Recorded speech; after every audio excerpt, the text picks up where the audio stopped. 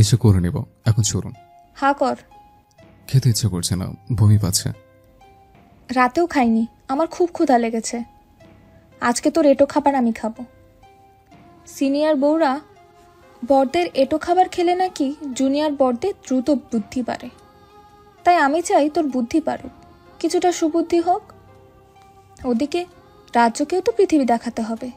তিতাসের লাগামহীন জবাব শোনার আগে ভোর তার মুখে খাবার পুরে দিল, শেষ হতে পুনরায় দিল। তাকে কিছু বলার সুযোগই দিল না। তারপর পুরো খাবার খাইয়ে হাত ধুয়ে ভোরের পছন্দ মতন শার্ট বের করে পরতে ইশারা করলো। তিতাসের পরনের শার্টটা তার পছন্দ হচ্ছে না, এর চেয়ে মেরুনটাতে ওকে বেশ মানাবে। কিন্তু তিতাস পরোটার শেষ অংশটুকু ঠোঁট দিয়ে চেপে ধরে এখনো বসে আছে, ওর দৃষ্টি ভোরের দিকেই। না খাচ্ছে আর না ফেলছে। ভোর তার দুষ্টু মতিগতি বুঝে কিঞ্চিত ঝুঁকে পরোটাটুকু মুখে নিল। তখন তিতাসের ঠোঁটে ফুটে উঠল তৃপ্তির হাসি। ওকে হাসতে দেখে ভোরও হাসলো। তিতাস পানি খেয়ে এঁটো পানি ভোরের দিকে এগিয়ে দিয়ে বলল, পরীক্ষা শেষ করেই প্রস্তুতি নেব, কিসের? রাজ্যকে পৃথিবীতে আনার। আসার সময় আমার জন্য রজনীগন্ধা ফুল আনবি। আর কিছু? না, পরীক্ষা যেন ভালো হয়, নয়তো নয়তো কি? এমনকে বিয়ে করে নেব। তাহলে পরীক্ষা সব বাদ। আজকে সারাদিন আমি বাসর দিন পালন করব। আগে বড় হন হবু ডাক্তার। বড় হয়েছে কিনা এখনই প্রমাণ দিচ্ছে, চলুন। থাক, লাগবে না। ভোর ঘড়িতে একবার চোখ বুলিয়ে পাশ থেকে কিছু টাকা নিয়ে তিতাসকে দিল। তিতাস মুখ বেজার করে বলল, মাত্র 1000 টাকা? বেশি হয়ে গেল? তাহলে 500 ফেরত দে। না থাক, ধন্যবাদ। সাবধানে যাবি। আচ্ছা। এই কথা বলে পা বাড়াতেই হঠাৎ শার্টে টান খেলো। ভোর তার কাঁধের শার্ট আঁকড়ে ধরেছে। তিতাস থেমে গিয়ে পিছু ফিরে কিছু জিজ্ঞাসা করার আগে কপালে পেল ভোরের উষ্ণ ঠোঁটের ছোঁয়া। ভোর তিতাসের কাঁধের শার্ট আঁকড়ে ধরে আছে। তিতাসও থেমে গিয়ে পিছু ফিরে কিছু জিজ্ঞাসা করার আগেই ওর কপালে পেল ভোরের উষ্ণ ঠোঁটের ছোঁয়া। সঙ্গে সঙ্গে সর্বাঙ্গে খেলে গেল এক অদ্ভুত শিহরণ। বাকশূন্য তিতাস অপ্রত্যাশিত এই কাণ্ডে বিস্মিত চাহনিতে অনড় হয়ে তাকিয়ে আছে, যেন ওর মস্তিষ্ক এখনো ধরতে পারেনি কি ঘটে গেল। এটা তার ভ্রম নাকি প্রাপ্তি? আর এত সহজে প্রাপ্তি মিলল, যে প্রাপ্তির পূর্ণ হওয়ার প্রতীক্ষায় সে। শক্তপোক্ত আবরণে আবৃত মেয়েটা অবশেষে স্বাভাবিক হতে শুরু করেছে। পরিশেষে ওকে মেনে নিয়েছে স্বামীরূপে। যদিও মনে মনে তার যে পণ ছিল সেটা আজ সার্থক হলো। যে মেয়েটা ওদের বিয়েতে সর্বদা নাকচ করেছিল, বয়সে ছোট ভেবে বারবার আঙ্গুল তুলেছিল, কত কথা বলে ফিরিয়ে দিয়েছিল, আজ সে মেয়েটাই সম্পর্কটা স্বাভাবিক করতে স্বেচ্ছায় প্রথম ধাপে গিয়েছে। যদিও তার পণ ছিল ভোরই তাদের সম্পর্কের বাঁধনটা মজবুত করতে তাকে হবেই। ততক্ষণে সে চেষ্টা চালিয়ে যাবে নিজের নাম ভোরের হৃদয়ে খোদাই করার, তার প্রেম সৌ হারতে উন্মাদ করার, তার নিগুড় প্রণয়ে পিপাসিত করার। তা হোক কল্পিত লোক দেখানো ভালোবাসা অথবা মিথ্যে খুনসুটির মাধ্যমে। তাছাড়া মেয়েরা হয় প্রচণ্ড আবেগী। তারা কখনো ছেলেদের মন পড়ে না খতিয়ে পরখ করে না ভালোবাসার গভীরতা। ভুলেও বাজিয়ে দেখে না মোহ নাকি মুগ্ধতা, নাকি আকস্মিক মন থেকে গড়া এক প্রেমের কাব্যকথা। এর আগে যে তারা মজে ছেলেদের দুষ্টু মিষ্টি কথার জালে। সামান্য একটু যত্নকে রূপ দেয় ভালোবাসার। মরিয়া হয়ে ওঠে প্রেমিক পুরুষটাকে হৃদয় নিংড়ে সমস্ত প্রেমটুকু ঢেলে দেওয়ার। বিশেষ করে ওর দেখা সব কয়টা মেয়েই এমন আবেগী। ভোরও এর ব্যতিক্রম নয়। আজ তা প্রমাণও পেল। বেলা শেষে প্রাপ্তি তার হাতের মুঠোয়। ধীরে ধীরে ভোরও মেনে নিয়েছে তাকে বিশ্বাসী এক চিরসখা হিসেবে। ঠাঁই দিচ্ছেন তার হৃদকুঠুরে। আঁকড়ে ধরতে চাচ্ছে শক্ত বাঁধনে। স্বপ্ন সাজাতে চাচ্ছে নব্য রূপে, যেখানে তার স্থান সবার শীর্ষে। আর ভোরের মনের নাগাল পেয়ে সে সযত্নে সাজিয়েও ফেলেছে এর পরের পদক্ষেপ। তবে আজ সকালে ভোরের এত পরিবর্তন দেখে হতবাক সে। এত কিছু একসঙ্গে আশা করেনি। এসব ভেবেই এখনো তিতাসের দৃষ্টি নিবদ্ধ ভোরের স্নিগ্ধ মুখশ্রীতে। আর তার মুখ পানে চেয়ে এসে ভেবে যাচ্ছে নানান ভাবনা। ভোর আর চোখে তা দেখে মুচকি হেসে নিজের কাজে মগ্ন হয়েছে। তিতাসের মুখ দেখে ভীষণ হাসিও পাচ্ছে তার। ছেলেটাকে এভাবে ভোরকে দিয়ে মজাও পেয়েছে। তারপর রুম গুছিয়ে চুল আঁচড়াতে বসেছে। যদিও এটা তিতাসের বেহায়া দৃষ্টি থেকে বাঁচার বাহানা মাত্র। তখনও তিতাস নিজের ভাবনায় বিভোর। সামনে বসে থাকা মেয়েটা যে তার ভালোবাসা নয়, এ কথা সে এখনো জোর দিয়ে উঁচু গলায় বলতে পারবে। ভোরকে ভালোবাসার মতো পদক্ষেপ এখনো সে নেয়নি। তবে হ্যাঁ, ভোর বর্তমানে তার মায়া, এক গভীর আসক্তি, এক বদভ্যাসের নাম, যাকে না জ্বালাতে শান্তি মিলে না, ভালো লাগে না। একরাশ অস্বস্তি এসে হানা দেয় তার বক্ষ তীরে, খুঁচিয়ে খুঁচিয়ে ভার করে তোলে মনের অন্দরমহল। তাই সে চায় ভোর তার ভালোবাসা নয়, আসক্তি হয়ে থাকুক, বদভ্যাস হয়ে সঙ্গে থাকুক চিরকাল, অদৃশ্য মায়াতে বেঁধে রাখুক ইহকাল। এসব ভেবে নিজেকে সামলে বেশ বিরক্ত নিয়ে তিতাস বলল, শেষে কিনা আমার নিষ্পাপ গালের উপর হামলা। ফিরে এসে আপনার হচ্ছে ফাসল সিনোর বউ কোথাকার। এই কথা বলে সে ঘড়িতে চোখ বুলিয়ে দ্রুত প্রস্থান করলো। ইস, হাতে একদমই সময় নেই, নয়তো এখনই সব শোধবোধ করে নিত। ওকে যেতে দেখে ভোর এবার শব্দ করে হেসে উঠল।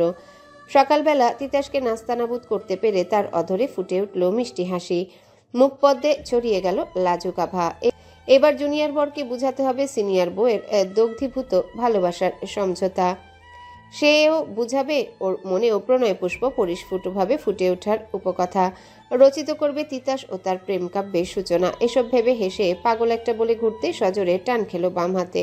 তাৎক্ষণিক সে অনুভব করলো কেউ একজন কামড়ে ধরেছে ওর ওষ্ঠজোড়া। এর পরপরই তার ওষ্ঠ ছেড়ে কেউ চুইয়ে দিচ্ছে ওর কপাল, গাল, থুতনি সহ গ্রীবাদেশের কিছু অংশ। সে ছটফটিয়ে ধাক্কা দিয়ে সরাতে গেলে তিতাসই তাকে ছেড়ে নিজের ঠোঁট জোড়া মুছতে মুছতে বলল, তিতাস কখনো কারো ধার রাখে না, বরং পাওনা থাকলে দ্বিগুণ হারে দিয়ে ফিরিয়ে দেয়। যেমন এখন দিলাম, কামড় দিয়েছে। আমি না আসা অবধি লোভনীয় ওই ঠোঁটের ব্যথাটা বহাল রাখার জন্য, যেন বারবার আমার কথা স্মরণ করিয়ে দেয়। ব্যথা যখন দিয়েছে, ফিরে এসে ব্যথাটা বাড়িয়ে আমি ব্যথার উপশম করব। এখন বাই। এই কথা বলে শীষ বাজাতে বাজাতে চলে গেল। ভোর ঠোঁট চেপে ধরে হতভম্ব হয়ে দাঁড়িয়ে রইল। তিতাসের কামড়ে তার ঠোঁট কিঞ্চিত কেটেছে, লবণাক্ত স্বাদ পাচ্ছে জিহবার ডগায়। তবুও সে হাসছে, কারণ এখন থেকে তার জুনিয়র বরের সব অত্যাচার সহ্য করতে প্রস্তুত সে। বিনিময়ে বুঝে নিবে এক বুক নিঃস্বার্থ ভালোবাসা। আইমান তিতাসের বাসার মোড়ে গাড়িতে বসে আছে। প্রায় সপ্তাহখানিক হচ্ছে সে তীক্ষ্ণভাবে তিতাসের গতিবিধি লক্ষ্য করছে। গোপনীয়তা বজায় রেখে দারোয়ানের মাধ্যমে খোঁজ খবরও চালিয়ে যাচ্ছে। তিতাসের বাসার ছুটা বুয়া এতক্ষণে খাবারের সঙ্গে ঘুমের ওষুধ মিশিয়ে ফেলেছে। এর বিনিময়ে তাকে কিছু ক্যাশ টাকা দিতে হয়েছে। গরিব বা ধনী টাকার কাছে সবাই পরাজিত। বুয়াও প্রথমে নীতিবাক্য পাঠ করেছিল, তারপর টাকা দেখে নিশ্চুপ।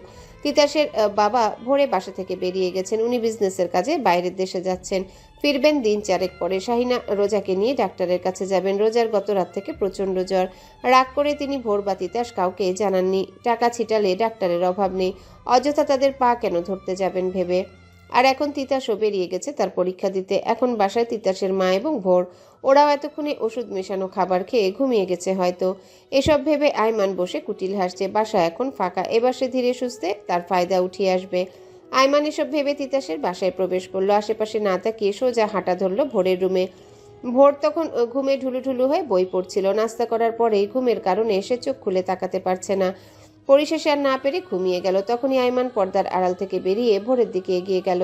তখনই বিকট শব্দে রুমের মধ্যে সাইরেন বেজে উঠল। অচেনা পুরুষ রুমে প্রবেশ করার সঙ্গে সঙ্গে সাইরেন বেজে উঠবে এবং তিতাসের কাছে পরক্ষণেই মেসেজ চলে যাবে। হঠাৎ এমন শব্দে আইমান হতবাক হয়ে দিক বেদিক না তাকিয়ে দ্রুত স্থান ত্যাগ করলো, নয়তো তার সমস্ত পরিকল্পনা ভেস্তে যাবে।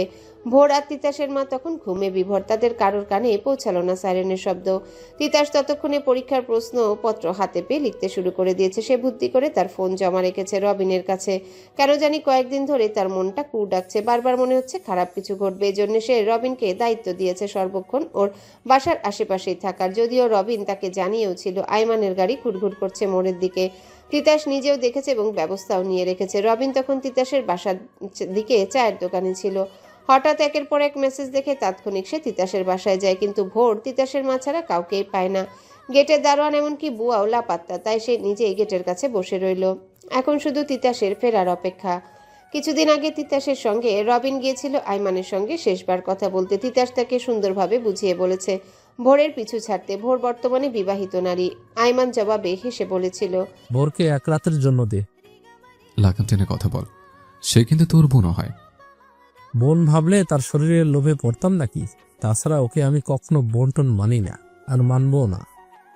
আমার হাত নিষ্পিস করছে, এখনো বলছে লাগাম টেনে কথা বল, নয়তো গ্লাস দিয়ে তোর থোপড়া ঢিলে করে দেব। তখন আমার বলিস না শ্বশুরবাড়ির লোকদের আপ্যায়ন করতে জানি না। তুইও এত সাধু সাজিস না তিতাস। তোর বড় ভাই ভোরকে ছুতে পারেনি বলেই তুই যেচেই ভোরকে বিয়ে করেছিস, নয়তো তুমিও শালা লেজ গুটিয়ে পালাতে। যখনই দেখলে সে এখনো ভার্জিন, তখনই দরদ উঠলো তোমার। মরিয়ে হয়ে উঠলে ভোরকে বিয়ে করার কি ভেবেছো বুঝি না আমি? এসব তোমার চাল। আইমান কথা শেষ করতে তিতাস কাঁটা চামচ গেঁথে দিল আইমানের হাতে। তারপরে বিনা বাক্যে সে উঠে এসে রবিনকে বলল, পরীক্ষা শেষ করেই ব্যবস্থা নেব, ততক্ষণ খেয়াল রেখো। এসব ভেবে সেখানে বসে রবিনের অনেক সময় কেটে গেল। তবুও ভোর অথবা তিতাসের মাকে না দেখে তার সন্দেহ গাঢ় হলো। সে এবার উঠে বেশ শব্দ করে ভোরকে ডাকলো, কিন্তু সারা শব্দ না পেয়ে বাধ্য হয়ে রুমে উকি দিল। এরপর যা দেখে তাতেই তার শরীরের পশম দাঁড়িয়ে গেল। ভোরের নাক মুখ দিয়ে গলগল করে রক্ত বেরোচ্ছে, পুরো বিছানা রক্তে ভিজে লাল বর্ণ হয়ে গেছে। অবচেতন ভোর অনড় হয়ে পড়ে আছে বিছানার মাঝখানে, পাশের রাখা বই লাল রূপ ধারণ করেছে। রবিন এবার দৌড়ে গেল তিতাসের মায়ের রুমে। সে গিয়ে দেখে ওনারও একই অবস্থা, উনিও পড়ে আছেন সাদা টাইলস করা মেঝেতে, পরনের শাড়িটা রক্তে ভিজে বেহাল দশা। রবিন আর না দাঁড়িয়ে দ্রুত হসপিটালে ফোন করে অ্যাম্বুলেন্স আনতে বলল। 5 মিনিটের মধ্যেই অ্যাম্বুলেন্স এসে দাঁড়ালো তিতাসদের বাসার গেটে। তিতাস তার পরীক্ষা শেষে ফুরফুরে মেজাজে গেল ফুলের দোকানে। পরীক্ষা হয়েছে মন মতো, এজন্য মন একটু বেশি ভালো। সে দোকানে গিয়ে লাল গোলাপ ও রজনীগন্ধা ফুল কিনলো। মুখে তার মিটিমিটি হাসি। ভোর এই প্রথম মুখ ফুটে তার কাছে কিছু চেয়েছে, তাই না দেওয়া পর্যন্ত মন অস্থির অস্থির লাগছে। পরীক্ষার খাতায় লিখতে লিখতে ভেবেছে সঙ্গে আর কি দিবে, আর কি পেলে ভোর খুশি হবে। কাজল নাকি চুড়ি? মন মতো কিছু পেলে ভোর আবেগী হয়ে কি তাকে জড়িয়ে ধরবে, নাকি জুনিয়র ভেবে মুখ ভেঙচিয়ে বলবে, খবরদার আমায় পটাতে আসবি না, ছোট ছোটদের মতোই থাক, নয়তো থাপড়ে তোমার প্রেমিকগিরির শখ ঘুচিয়ে দেব। যদিও এই কথা সে বলতেও পারে, রাত দিন যেই হারে পচায় তাতে বলাও অস্বাভাবিক কিছু নয়। এসব ভেবে সে গোলাপ ফুলের দিকে তাকিয়ে মৃদু হাসলো। গোলাপ ওর মায়ের ভীষণ পছন্দ। গোলাপ পেলে উনি ছোট বাচ্চাদের মতো ভীষণ খুশি হয়। আনন্দ যেন উপচে পড়ে ওনার পুরো মুখ জুড়ে। খুশিতে ফুলগুলো সুগন্ধ নিতে থাকেন বারবার, আর সেই দৃশ্যটুকু মন ভরে দেখে সে। আগে মাঝে মধ্যে পিয়াস হুটহাট ফুল এনে ওদের মাকে দিত। তিতাস একদিন বেশ বিরক্ত মুখে জিজ্ঞাসা করেছিল, ফুল না এনে খাবার আনলেও তো পারো ভাইয়া। হুম, আম্মু খাবারের চেয়ে গোলাপই বেশি পছন্দ করবে। গোলাপ পেয়ে উনি খুশি হয়ে যেই হাসিটুকু দেয়, সেই হাসিটা অমূল্য ভাই, অমূল্য। এটার সঙ্গে আর কিছুর তুলনা হয় না। এরপর থেকে সেও হুটহাট ফুল কিনে ওর আম্মুকে উপহার দিত। এতে উনি খুশি হয়ে অশ্রু ঝরাতেন। আর এখন ভোর ওর আম্মু, এই দুজন নারীর স্থান তার কাছে সবকিছুর ঊর্ধ্বে। তার হাসির কারণ, বাঁচার কারণ, তাই তাদের মুখে হাসি ফুটাতে ছুটে এসেছে ফুল কিনতে। ফুল দেখে যদি তার প্রিয় মানুষ দুটো কিঞ্চিত হাসে, তাহলেই তার সব কষ্ট সার্থক। এসব ভেবে সে বাইক নিয়ে চলল বাসার পথে। না জানি ঠোঁটে ব্যথা নিয়ে ভোর তাকে কত গালি দিয়েছে। সঙ্গে ব্যথা উপশমের কিছু একটা করতে হবে। প্রয়োজনে পুনরায় কামড় বসাবে ভোরের ওই মিষ্টি অধরে, আর উপহারস্বরূপ কিল, ঘুষি, থাপ্পড় যাই ভাগ্যে জুটুক সাদরে গ্রহণও করবে। তাছাড়া সিনিয়র বইয়ের গোমরা মুখ তার আবার ভালো লাগে না। মন কাঁদে হৃদয় পুড়ে, দেহখানা অস্বস্তিতে ভুগে। এসব ভাবতে ভাবতে তিতাস দ্রুত ব্রেক কষে ভ্রু কুচকে তাকিয়ে রইল। ওদের গাড়ি দেখে মুখে গালি এনেও গিলে ফেলল। এভাবে কেউ পথ আটকায় আর একটু হলেও তো সে ছিটকে পড়তো। ততক্ষণে গাড়ির ড্রাইভার তড়িঘড়ি করে বেরিয়ে বলল, তিতাস ভাই, আমি অনেকক্ষণ ধরে আপনাকে খুঁজছি। কেন, কি হয়েছে? ভাবি ওয়াশরুম থেকে পা পিছলে পড়ে গেছে। বড় ম্যাডাম নতুন হসপিটালে নিয়ে গেছে, আর আপনাকেও যেতে বলেছেন। কখন পড়েছে? সকালে আপনি বের হওয়ার পরপরই। বাসে ফিরেছে এখন? তিতাস ভুলেও আর একটাও শব্দ বের করলো না। সে দুরন্ত গতিতে চলল হসপিটালের দিকে। ড্রাইভার মিথ্যা বলেছে সে বুঝে গিয়েছে, কারণ সামান্য কথা বলার সময় ওনার কণ্ঠ প্রচণ্ড কাঁপছিল। বাসার বুয়া থেকে শুরু করে মালি অবধি তাকে কেন জানি ভয় পায়। তারা যখন মিথ্যা বা অন্য কিছু লুকাতে চায়, তখন তারা এভাবে তোতলায়, আর সেও অতি বুঝে যায় মিথ্যার রাগঢাক। তাছাড়া এখন ড্রাইভারের দৃষ্টি নড়বড়ে। সচরাচর মিথ্যা বলার সময় কারো দৃষ্টি যেমনটা থাকে ঠিক তেমন। আর মানুষ সত্য লুকাতে মিথ্যার আশ্রয় নেয়, অর্থাৎ ভোরের সঙ্গে খারাপ কিছু ঘটেছে। রবিন পই পই করে ড্রাইভারকে বলে দিয়েছে এ কথা বলার জন্যে, যেন টেনশনে তিতাস দুর্ঘটনা না ঘটিয়ে বসে। আর মায়ের কথা বলা যাবে না, কারণ মা ভক্ত ছেলে। সে না জানি এ কথা শুনে সে কি করবে। এদিকে অজানা ভয়ে তিতাসের মুখ শুকিয়ে বুক দূর দূর করে কাঁপছে। এমনটা হয়েছিল ওর আম্মুর অসুস্থতার সময়। বারবার মনে হতো আম্মুকে হারিয়ে ফেলবে চিরতরে, একা হয়ে যাবে। তবে এখন ভোরের কথা শুনে বুক শূন্য শূন্য লাগছে। চিনচিন ব্যথা অনুভব বুকের বাঁ পাশে। না জানি সে এখন কেমন আছে, কি অবস্থায় আছে। এসব ভেবে তিতাস বাইকের স্পিড বাড়িয়েও কাজ হলো না। কিছু দূর গিয়ে বাধা পড়ল বিশাল জ্যামে। রাগে দুঃখে টেনশনে সে খামচে ধরল নিজের মাথার চুল। আর এই পথ ছাড়া বিপরীত পথও নেই। এখন যেতে হলে তাকে জ্যাম ছুটার অপেক্ষা করতে হবে। না জানি ওদিকে কি অবস্থা। তিতাসের মাথায় একটা বুদ্ধি খেলে গেল। সামনেই পরিচিত এক প্রতিবেশীর দোকান আছে। সে প্রতিবেশীর দোকানের সামনে বাইক রেখে দ্রুত পায়ে হাঁটতে লাগলো। এই জ্যাম 2 ঘন্টাতেও ছুটবে নাকি সন্দেহ। হাঁটতে হাঁটতে তার মনে হলো ভোরের তাকে প্রয়োজন, তাকে করুণ সুরে ডাকছে, তার সঙ্গ কামনা করছে। এসব ভেবে সে দৌড় শুরু করলো। তাকে এভাবে দৌড়াতে দেখে কতজন বিস্মিত দৃষ্টিতে তাকিয়ে দেখলো। অতঃপর দৌড়ে হেঁটে সামনে এগিয়ে দেখে 2টো মালবাহী ট্রাক উল্টে পড়ে আছে, আর এজন্যই জ্যাম বেঁধেছে। তিতাস জ্যাম পেরিয়ে একটা সিএনজিতে উঠে বসলো। তখন ড্রাইভারের থেকে গাড়িটা নিলেও সমস্যায় পড়তো, না নিয়েই ভালো করেছে। তারপর 15 মিনিটের মধ্যে হসপিটালে পৌঁছে এসএর রিসেপশনে গিয়ে জিজ্ঞাসা করে 3 তলায় চলে গেল। সেখানকার চেয়ারে রবিন মাথায় হাত রেখে বসেছিল। এতক্ষণ দৌড়াদৌড়ি করে কেবলই বসেছে। হঠাৎ তিতাসের দিকে চোখ পড়তে ছুটে এসে কিছু বলার আগে তিতাস বলল, ভোর কোথায়? ঠিক আছে সে? ওটিতে। সিরিয়াস কিছু? আসলে ঘুম। তখন একজন নার্স এসে রবিনের হাতে ওষুধের লম্বা লিস্ট ধরিয়ে চলে গেলেন, আর বলে গেলেন দুজনের পেশেন্টেরই অবস্থা খারাপ। দুজনে কড়া ঘুমের ওষুধ খেয়ে এর পরপরই আরেকটা মেডিসিন খেয়েছেন। ফলে তাদের রক্ত চলাচল অস্বাভাবিক হারে বেড়ে যায়। এক পর্যায়ে নাক মুখ দিয়ে রক্ত বেরিয়ে তাদের শরীর এখন রক্তশূন্য।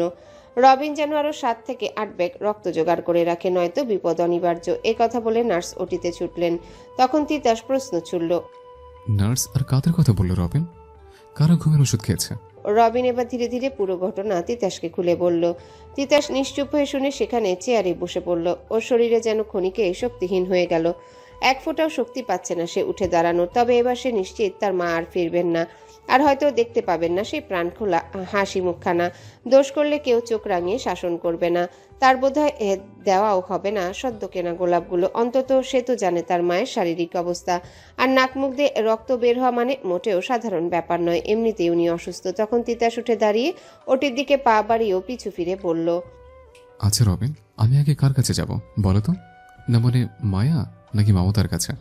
তিতাসের কথা শুনে রবিন ছলছল চোখে তাকিয়ে রইল। এই ছেলে আসলে কি দিয়ে তৈরি সে বুঝে না। পিয়াস যখন মারা গেল তখন সবাই কেঁদে নিজেদের কষ্ট সামলাচ্ছিল, আর এই ছেলে নিশ্চুপ হয়ে বসে সবার কান্না দেখছিল। পিয়াসের দাফন করে সবাই ফিরে আসলেও সে ফিরেছিল না। পরে ভাইয়ের কবরের পাশে বসে ছোটদের মতো চিৎকার করে কেঁদেছিল। কাঁদতে কাঁদতে জ্ঞান হারিয়ে ফেলেছিল। অথচ পরদিন বাসায় ফিরেছিল স্বাভাবিকভাবে, যেন তার কাছে সব স্বাভাবিক। আর এই মুহূর্তে তাকে এত শান্ত দেখে রবিন বিস্মিত।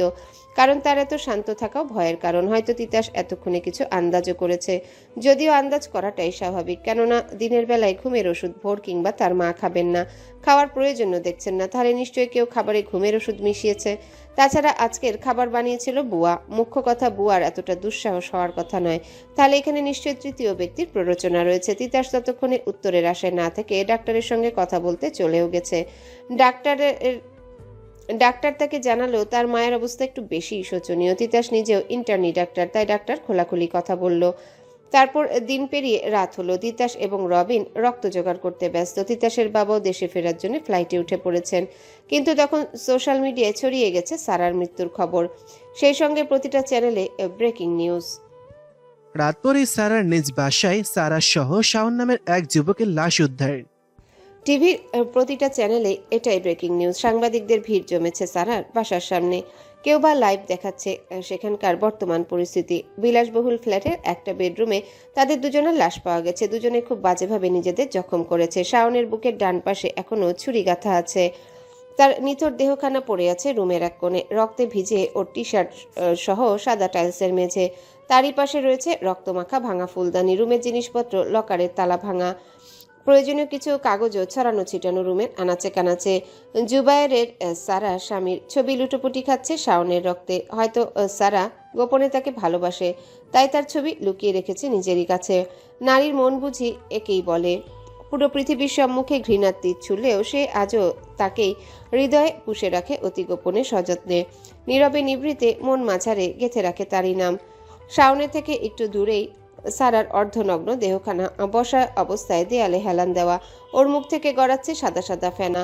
বাম হাতটা মুচড়ে ভেঙে ফেলা। গালে থাপ্পড়ে দাগ সুস্পষ্টভাবে ফুটে উঠেছে।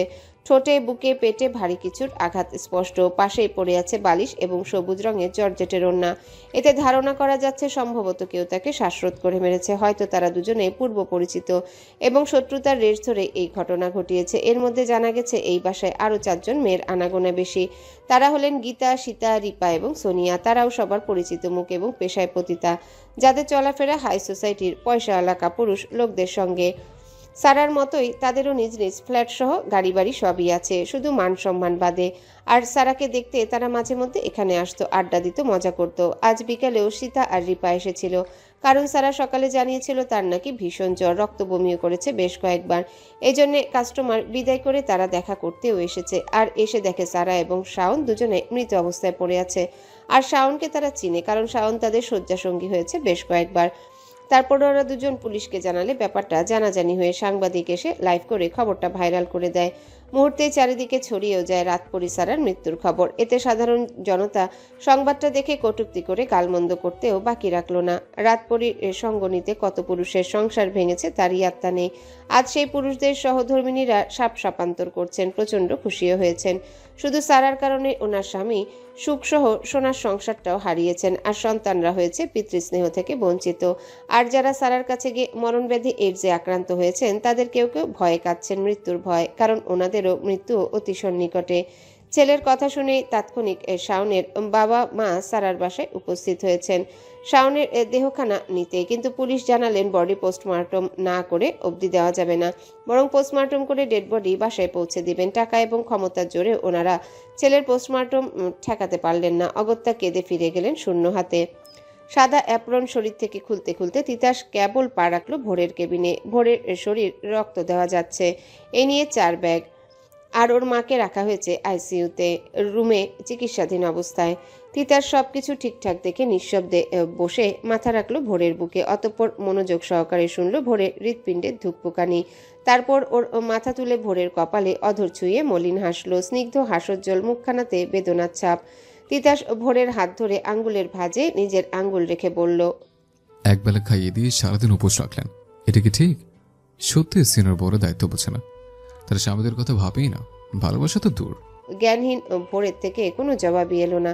সে এখন ঘুমে বিভোর। তিতাস ভোরের কপালে চুল সরিয়ে কানে কানে মৃদু স্বরে বলল, আপনাকে আমার এখনো অনেক ভালোবাসা বাকি ভোর, আপনার সঙ্গে দীর্ঘ পথ চলাও বাকি। শুনবেন না ভালোবাসে কিনা, পর করে দেখবেন না আমার মনে আপনার স্থানটা ঠিক কোথায়।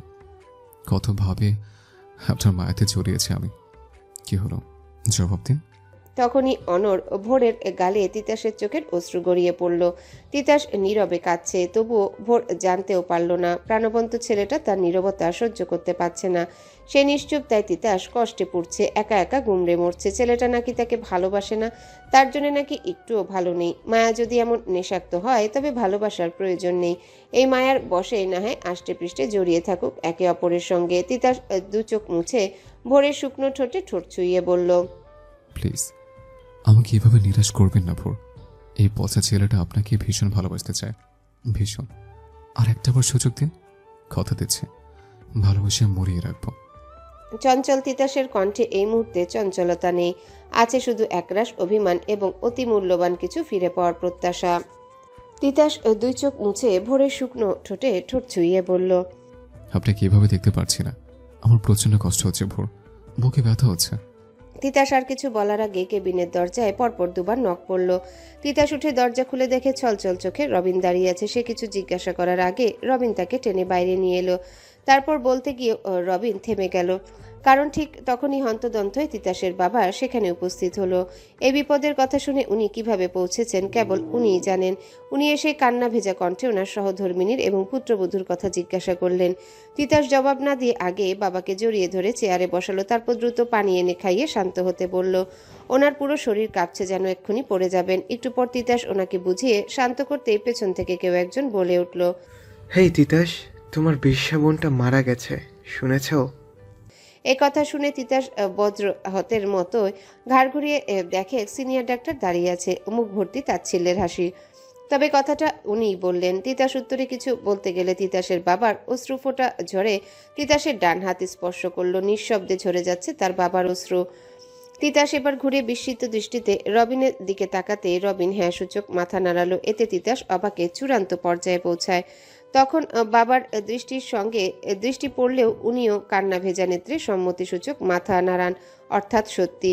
তিতাস এবার দুপা পিছিয়ে থম মেরে বাকশূন্য হয়ে যায়। সারাকে ঘৃণা করলেও কখনো তার মৃত্যু কামনা করেনি। মুখে খারাপ ব্যবহার করে আড়ালে গিয়ে কেঁদেছে অনেকবার, বড় বোন হয় তার। আর আজ সকালেও তো সারা তাকে বেস্ট অফ লাক জানিয়ে মেসেজ করে। তিতাস নিজেকে সামলে পকেট থেকে ফোন বের করতেই দেখে চেনা পরিচিতদের অহরহ মেসেজ কল। তখনই আইসিইউ রুমে প্রবেশের কারণে ফোন সাইলেন্ট করে পরে জেনারেল করতে ভুলে গেছে। তাছাড়া দৌড়ের উপরেই আছে এসে থেকে। ভোর এবং তার মায়ের রক্ত জোগাড়ে কাল ঘাম ছুটে গেছে। ডোনার খুঁজে পাচ্ছিল না। একদিকে বিপদ সামলে উঠতে না উঠতে আরেকটা বিপদের সম্মুখীন হলো। তিতাস নিজের শরীরের ভার ছেড়ে সেখানেই বসে পড়ল। সে আর সহ্য করতে পারছে না হারানোর ব্যথা। এই ব্যথা তাকে নীরবে গোপনে কুরে কুরে খাচ্ছে। তখন তিতাসের বাবা ছুটে গিয়ে ছেলেকে জড়িয়ে ধরে কেঁদে ফেললেন। বাবা ছেলের অবস্থা দেখে রবিনও কেঁদে ফেলেছে। ঠিক তখনই তার ফোনে মেসেজ আসলো। বিপদের মুহূর্তটুকু যেন অতিবাহিত হতেই চায় না। সেকেন্ডের কাঁটা যেন ঘন্টার কাঁটায় পরিণত হয়। তিতাসের কাছে এখন সেটাই মনে হচ্ছে। সর্বগ্রাসী বিপদ ওকে চারিদিক থেকে আষ্টে পৃষ্ঠে জড়িয়ে ধরেছে। যারা এই মুহূর্তে বিপদগ্রস্ত তারা সবাই আপন অতি কাছের মানুষ। কাকে ফেলে কার কাছে ছুটবে সেটাই দিশা পাচ্ছে না। নিজেকে ওর পাগল পাগল লাগছে। একদিনে এত কিছু ঘটেছে, নিজেকে সামলে উঠতে তার বেগ পেতে হচ্ছে। তার বোধগম্য হচ্ছে না কার জন্যে কাঁদবে, কার কষ্টে সান্ত্বনা দিবে। তবে দাঁড়িয়ে থাকার মতো সময় ওর কাছে নেই। সে আর না দাঁড়িয়ে দৌড়ে ভেতরে চলে গেল। হসপিটাল কর্তৃপক্ষকে জানিয়ে ওর মা এবং ভোরের সুরক্ষা জোরদার করলো। তারপর মা এবং ভোর ঠিক আছে কিনা দেখে দ্রুত ফিরে আসলো বাবার কাছে। ওর বাবা বুকে হাত রেখে বসে আছেন। বোধহয় ব্যথা পুনরায় বেড়েছে। তিতাস এসে বিনা বাক্যে ওর বাবার হাতে ইঞ্জেকশন পুশ করে চুপ থাকার ইশারা করলো। কিছু বলতে গেলে অন্য কথার টাল টানলো। তারপর জোরপূর্বক হালকা কিছু খাবার খাইয়ে দুটো ওষুধ খাইয়ে দিল। না ওনার বারণ শুনলো, আর না সে কিছু বলার সুযোগ দিল। অতঃপর বাবার কাঁধে হাত রেখে বলল, আমার মা এবং বউয়ের দায়িত্ব দিয়ে যাচ্ছে তোমায়। এই দায়িত্বের নড়চড় হলে খবর আছে, বলে দিলাম। পুত্রবধূ নয়, তোমার আরেকটা মেয়ের পাশের বেডে গিয়ে শুয়ে পড়ো। তুমি কোথায় যাচ্ছ? যতই পাপ করো, সে আমার বোন বাবা, আমার বোন, তাই আমি সেখানে যাচ্ছি। আমিও যাব, চলো। না বাবা, তুমি থাকো, আমি ফোন করে সব জানাবো। বাবা হয়ে সন্তানের লাশ কাঁধে নিতে পারছি না আমি, এই জন্যই কি এখনো বেঁচে আছি? তিতাস কথা ঘুরাতে রবিনকে বলল সবার খেয়াল রাখতে। তারপর বাবাকে জোরপূর্বক ভোরের পাশের ফাঁকা বেডে শুইয়ে দিল। কিছুক্ষণের মধ্যেই তিতাসের বাবা ঘুমের রাজ্যে পাড়ি জমালেন। আলাদা কেবিনে নিতে পারত, তবে রবিনের জন্য কষ্টকর হয়ে যেত। সেই বেচারা কত দিকেই বা খেয়াল রাখবে। সে যা করেছে বা করছে এই ঋণই সে শোধ করতে পারবে না। তাছাড়া এখন 3 জন ঘুমাচ্ছে, ওঠার চান্স খুবই কম। তিতাস আর দাঁড়ালো না, নার্সদের ডেকে পুনরায় বলে বেরিয়ে পড়ল। তবে গাড়ির কাছে যেতেই ওর মাথার ভেতর চক্কর দিয়ে উঠল, হয়তো না খেয়ে ক্লান্ত শরীরে দৌড়াদৌড়ির কারণে। তিতাস নিজের দিকে পাত্তা না দিয়ে গাড়ি নিয়ে চলে গেল। তার যাওয়ার মিনিট 2 পরে ওয়ার্ড বয় রবিনকে একটা প্যাকেট দিয়ে বলল। রবিন প্যাকেটটা হাতে নিলে ছেলেটা চলে গেল। আর রবিন পূর্বের চেয়ারে বসেই কেঁদে ফেলল। ছেলেটার সব দিকে যেন নজর থাকে, অথচ সারাদিনে নিজেও দাঁতে কুটোটিও কাটেনি। না জানি কখন মাথা ঘুরে পড়ে যায় আর কত দিকই বা সামলাবে সে। পিয়াসের মৃত্যুর পর থেকেই তার উপর দিয়ে কম ধকল যাচ্ছে না। একটার পর একটা ঝামেলা পোহাতেই আছে। ওইদিকে শাহিনা না জানি কোন প্যাচ কষাচ্ছে। এই মুহূর্তে তিতাস এমনিতেই খুব টেনশনে আছে। এখন শাহিনার কথা বললে আরো ভেঙে পড়তে পারে। পরে না হয় শাহিনার ব্যাপারটা ভাবা যাবে, কত দূরই বা যাবে সে। ওদিকে তিতাস সারার বাসায় গিয়ে দেখে সারার লাশ নেই। পোস্টমর্টম করতে ডেড বডি পাঠানো হয়েছে। আর সারার বাসাটা সিলগালা করা হয়েছে তদন্তের স্বার্থে। তিতাস চোখ মুছে সেখান থেকে বেরিয়ে সারাকে যেখানে পাঠানো হয়েছে সেখানেই গেল। তারপর ঘন্টার পর ঘন্টা বসে জানতে পারল কালকে সকালের আগে লাশ দিবে না। তিতাস ওখানে থাকা একটা ছেলেকে টাকা খাইয়ে সারার লাশটা দেখাতে বলল। ছেলেটা টাকা নিয়ে তাই দেখালো। তিতাস সারার মুখ দেখে ভেতরের কষ্টটাকে উগলে দিয়ে ছোট্ট তিতাসের মতো কেঁদে ফেলল। তার কষ্টে মাখা অশ্রু ফোঁটা গড়িয়ে গেল অঝোর ধারায়। সারার হাতটা সে কপালে ঠেকিয়ে অনেক কষ্টে উচ্চারণ করলো, আপু। প্রায় 10 বছর পর তিতাস এই আপু শব্দটা উচ্চারণ করলো। মানুষের ঘৃণা মিশ্রিত কথা শুনের আগে দুঃখে কত কথাই না শুনিয়েছে বোনটাকে। তিতাস সারার পুরো মুখে হাত বুলিয়ে হাতের উল্টো পিঠে চুমু এঁকে শব্দ করে কাঁদতে লাগলো। আর তার চোখের সামনে ভাসতে লাগলো তাদের 3 ভাই বোনের খুনসুটির মুহূর্তগুলো। কতই না রঙিন ছিল তাদের জীবন। আর 5টা সাধারণ ভাই বোনদের মতোই তাদের সম্পর্কও ছিল মধুর। কিন্তু হঠাৎ ঝড়ে পাল্টে গেল পরিস্থিতি, হারিয়ে ফেললো সুখগুলো। কষ্ট এসে জুড়ে বসলো তাদের জীবনে। এসব ভাবনার ছেদ ঘটলো পাশে ছেলেটার বিরক্ত মাখা কথা শুনে। ছেলেটা তিতাসকে তাড়া দিতে লাগলো চলে যাওয়ার, নয়তো কেউ দেখে ফেললে তার চাকরি চলে যাবে। তিতাস শেষবার সারার মুখ দেখে আলতো করে মাথায় হাত বুলিয়ে বলল, মুখে যত যাই বলি, আমার মনে যাতে তুই ছিলে, আছিস, আর সর্বদা তাই থাকবি আপু। এই কথা বলে তিতাস 2 হাতে চোখ মুছে বেরিয়ে গেল। আর পিছু ফিরে মায়া বাড়ালো না। তবে তার চোখের পানি অঝরে ঝরে গেল সারা পথ। সারার কথা আম্মু জানলে না জানি কি করবে, আর জানবেই কখন, উনি তো অজ্ঞান। তিতাস গাড়ি ড্রাইভ করতে করতে বাসায় ফোন দিল। এদিকের ঝামেলা পোহাতে গিয়ে চাচিও রোজার কথা ভুলতে বসেছে। ওরা যে বাসায় কি করছে কে জানে, এতবার কল করেও কাউকে পেল না। কল বেজে বেজে কেটে গেল। তারা ঘুমাচ্ছে ভেবে সকালে কল দেওয়ার সিদ্ধান্ত নিল। তিতাসের হসপিটালে পৌঁছাতে পৌঁছাতে রাত 2টো বেজে গেল। রবিন কেবিনের সামনে চেয়ারে বসে ঘুমিয়ে পড়েছে। তিতাস ক্লান্ত পরিশ্রান্ত শরীরে আগে হাত মুখ ধুয়ে রবিনকে ডেকে তুলে গাড়ির চাবি দিয়ে বাসায় পাঠিয়ে দিল। রবিন যেতে চাচ্ছিল না, তিতাসই জোর করলো। তারপর ভোরের কেবিনে গিয়ে দেখে ওর বাবা নেই। উনি আইসিইউ এর রুমের সামনে বসেছিলেন। পরে রবিনের অনেক রিকোয়েস্টে ওনাকে আইসিইউ রুমে অ্যালাউ করেছেন ডক্টররা। উনি এখন সহধর্মিনীর হাতটা ধরে চুপ করে বসে আছেন। মেয়েটাও মারা গেছে, আর সহধর্মিনীর এই অবস্থা। ওনার ভিতরে কি হচ্ছে উনিই জানেন। তিতাস নিজে গিয়েও বাবাকে বাইরে থেকে দেখে আসলো। নার্সকে ইশারায় বুঝালো খেয়াল রাখতে। তারপর তিতাস কেবিনের দরজাটা খুলতেই ভোর তার দিকে তাকালো। সে জেগে আছে। ভোর ওকে দেখে তড়িঘড়ি উঠতে গিয়ে হাতে টান লেগে ব্যথাতুর শব্দ করে উঠল। তিতাস ভ্রু কুঁচকে তাকাতেই ভোর রুগ্ন কণ্ঠে বলল, এতক্ষণ কোথায় ছিলি তুই? চোখ মুখের এই অবস্থা কেন? কিছু খেয়েছিস? পরীক্ষা কেমন হয়েছে তোর? তিতাস জবাব না দিয়ে নিশ্চুপ হয়ে তাকিয়ে আছে ভোরের মুখ পানে। ভোরকে উতলা হতে দেখতে ভালো লাগছে। কেউ একজন তার জন্য ভাবছে, চিন্তা করছে। দিন শেষে এটা যেন এক মধুর প্রাপ্তি।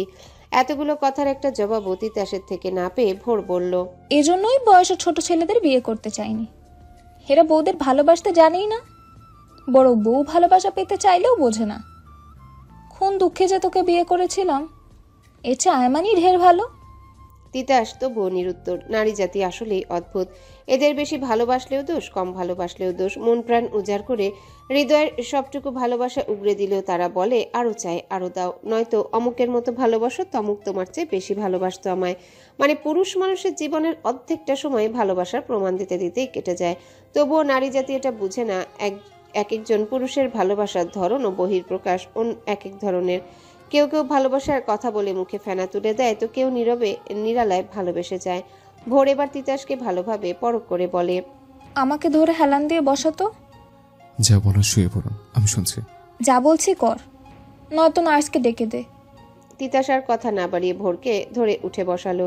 সে সরতে গেলে ভোর এক হাতে শার্ট খামচে ধরে জড়িয়ে ধরলো। এতে তিতাস নড়ল না, সরল না, বরং ভোরকে আগলে নিল বাহুডোরে। অতঃপর কিছুক্ষণ দুজনাই নিশ্চুপ থেকে ভোর বলল, বুয়ার বানানো নাস্তা খেয়ে প্রচণ্ড ঘুম পাচ্ছিল আমার। পরে ঘুমিয়েও পড়েছিলাম। ঘুমানোর 1 ঘন্টা পর চাচি রোজার জন্য জুস বানিয়েছিল, সেটা নাকি বেশি হয়ে গিয়েছিল। পরে উনি আমাকেও জোর করে খাইয়েছেন। ওটা খাওয়ার পরপরই শরীর খারাপ লাগছিল। পরে হঠাৎ রক্তবমি হওয়া শুরু করলো। এরপর আমি আর কিছুই জানি না। এখন ঠিক আছি, চিন্তা করিস না। তিতাস এবারও নিরুত্তর। তখন ওর বাবা এসে খাবার দিয়ে তিতাসকে খেতে জোরাজোরি করলো। তিতাসও বিনা বাক্যে খেয়ে ভোরের পাশের বেডে শুয়ে পড়ল। তিতাসের বাবা চলে গেলেন। তখন ভোর শুয়ে তিতাসকে বলল, আচ্ছা, আমি মরে গেলে কাঁদবি? এসব কি না বললেই নয়। যদি কখনো বুঝতে পারি তুই আমার সঙ্গে গেম খেলছিস, তবে আমি সত্যি সত্যি হারিয়ে যাব। এ কথা স্মরণে রাখিস। আচ্ছা। তিতাস, আমাকে মন থেকে কবে ভালোবাসবি? জানি না, তবে আমি প্রণয় কাব্য রচনা করব 3 জনকে নিজ হাতে শাস্তি দেওয়ার পর। হ্যালো বন্ধুরা, পরবর্তী পার্ট খুব তাড়াতাড়ি আসবে, তো সবাই অপেক্ষায় থাকো। আর চ্যানেলটি যারা এখনো সাবস্ক্রাইব করোনি, তারা পরবর্তী পার্ট দেখার জন্য চ্যানেলটি সাবস্ক্রাইব করে রেখো। ধন্যবাদ সবাইকে, আমাদের সাথেই থেকো।